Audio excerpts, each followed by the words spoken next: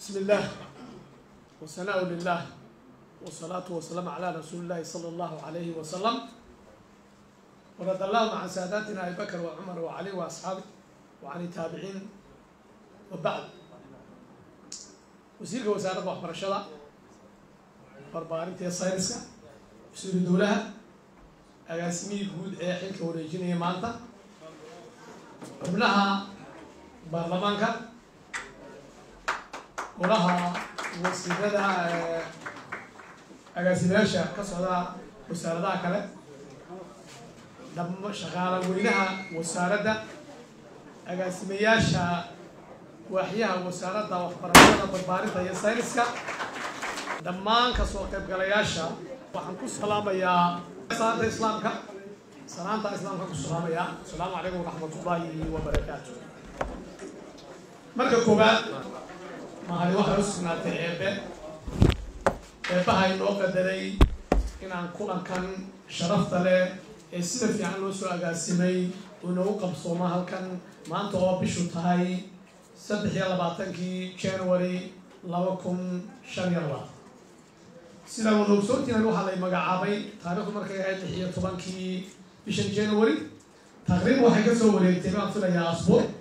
waxayna ahayd maalinteedii markii aan maqlay magacaabisteeda oo markaa ahayd maalin khamiis marka labaad waxaan mahad u celinayaa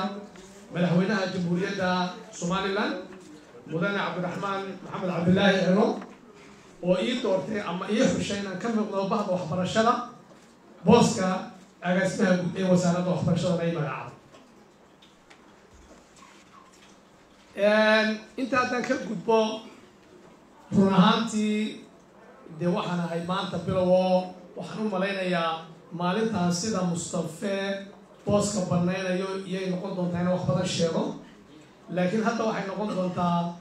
inay noqoto waxaan ka hadlayaa dardaaran iyo duco iyo in aan eego marka xaqiiqda laga hadlayo halkii ay soo gaarsiiyeen Mustafiya tiimkiisii bahdii waxbarashada hore inaan ka sii abaqaado isbedel ahaan markaan anu qeexayo waxaan idhaahdaa isbedelku asalkiisu wuxuu asal u yahay in uu yahay waxa meesha aad ugu timaadana ee toosan ee si u sii abaqaado waxa qalooc ku jiraan aragtida inaad toosiso kaas isbedelka dhabta noqon doona inta haddaan ka gudbo waxaan eriyada kooban kusoo koobi lahaa inaan macnaha waxqabadkayga yar eego oo fursad ahaan aan idhaahdo malaha qodobadan ayaa ku yar habboon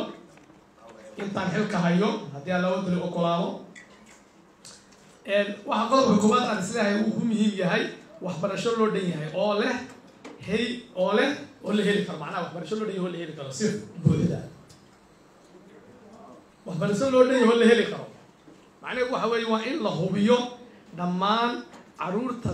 dalka ee gaadhay da'da waxbarashadu inay helaan waxbarashada aasaasiga macnaha inaan magaalooyinka loo koobnaan sidii hore looga dhawaajiyey waa inaan markaa galno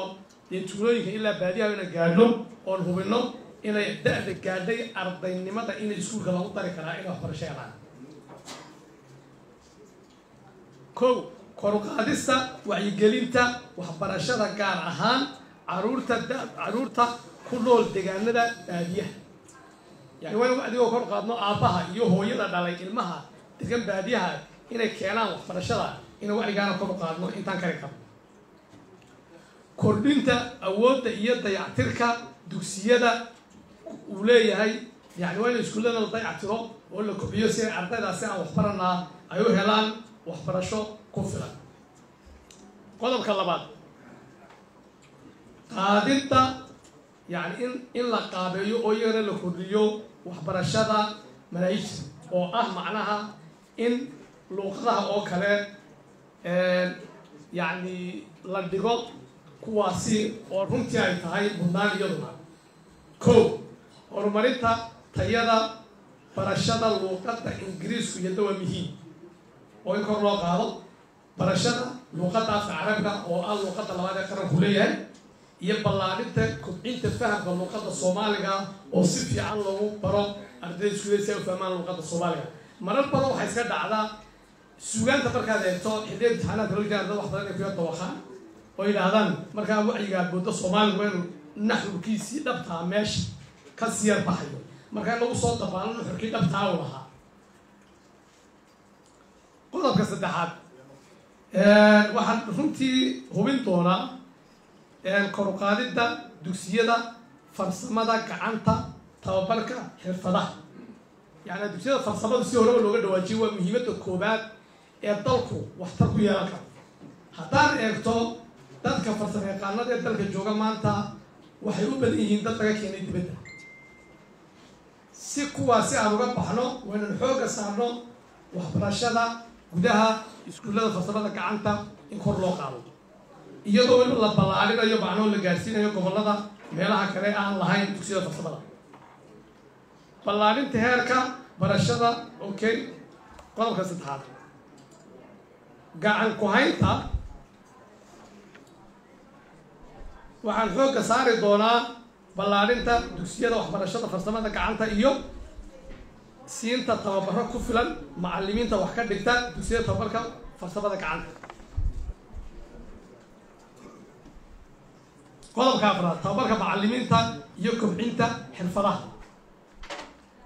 tababarka iyo horumarinta macallimiinta ayaa noqon doonta muhiimadda ugu weyn ee aan saarano inaan kor qaadno tababarkooda waxaan qorsheyn doonaa barnaamij heer qaran ah oo kala tashan doono wasiirka wasiir ku-xigeenka iyo agaasimayaasha waxyada si aan ugu hubino macallimiinta isla markaana loogu bixiyo tababaro joogto ah si ay ugu noqdaan kuwo la jaan qaadaya karti ahaan habka cusub ee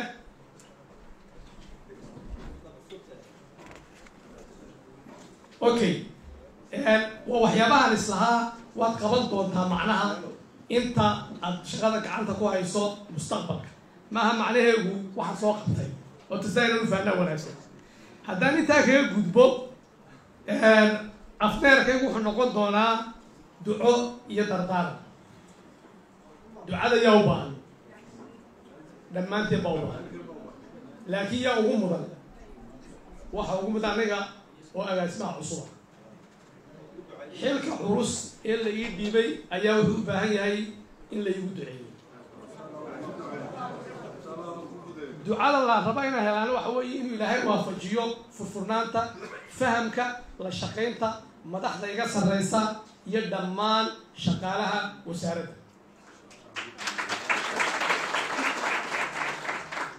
intaa haddaan ka gudbo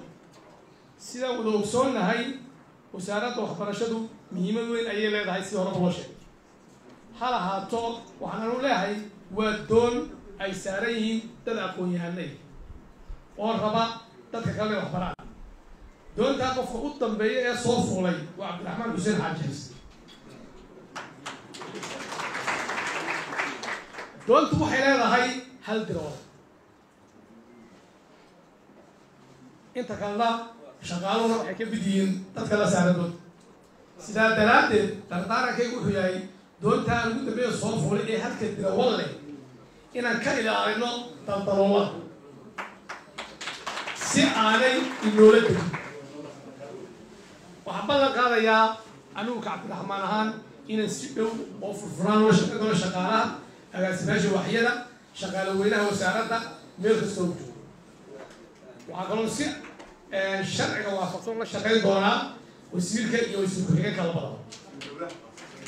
wasiirka iyo wasiir dowla waxaad moodaa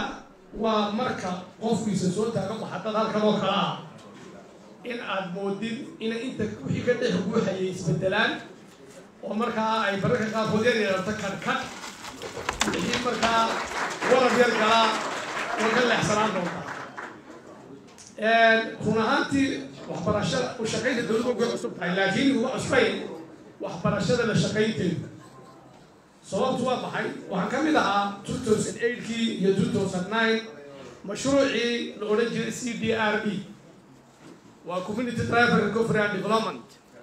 kaasi oo pilot project ahaa oo laga fuliyay Somaliland baan qayb ka mid ah oo bariga madax ka ah markii dambe wuxuu isu bedelay GPLG taasi waxay fursad weyn ii siisay inaan meelo badan booqdo bari iyo galbeedba marka waxaan ahay nin aad u fahamsan qaybta waxbarashada lafteeda iyo meelaha laga fulinayo iyo dadka jooga dhul ahaan iyo dad ahaanba waxaan ku soo afbeerayaa kelmadda ahayd si dhowna aan wada shaqayno si adagna aan wada shaqayno shaqada markaan wada shaqayna waxay iska leedahay marka miiska dushiisa ugu wada hadlay khilaafaad badan kaasi maaha khilaafka dhabtee la sheegay khilaafka dhabtee la sheegay waxa weeye marka aad kala dhaqaaqdaan ee qofka wixii aad ku wadata u kala tagtaan kadibadda u baxa kaasaa khilaafka dhabta waxaan ku wada hadalna sidaan horumar uga gaadhno waxaan ku dadaali doonaa anigu inaan miiska dushiisa ku xallino anigoo si dhow oo wax kuwal noo shaqayn doona ilaalina doona nidaamka